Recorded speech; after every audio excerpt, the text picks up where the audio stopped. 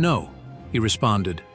"I wrote a German poem which is very different from this." Like the other witnesses, Brecht answered the question of whether he belonged to the Communist Party. One committee member asked him, "Is it true you have written a number of revolutionary plays?"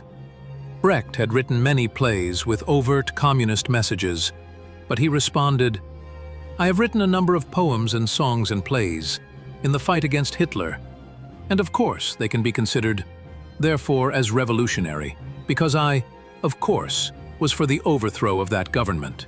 Brecht's English was more than adequate, but he used an interpreter throughout his testimony, a tactic that allowed him to play subtle games with language. When committee members found communist leanings in lines from English editions of his poems, he would repeat the lines in German for the interpreter, who would then retranslate them, and somehow they would come out innocuous. At one point, a committee member read one of Brecht's revolutionary poems out loud in English and asked him if he had written it. "No," he responded. "I wrote a German poem which is very different from this."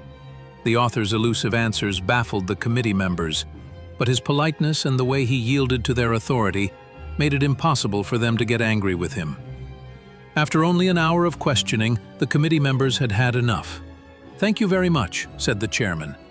"You are a good example to the other witnesses." Not only did they free him, they offered to help him if he had any trouble with immigration officials, who might detain him for their own reasons. The following day, Brecht left the United States, never to return.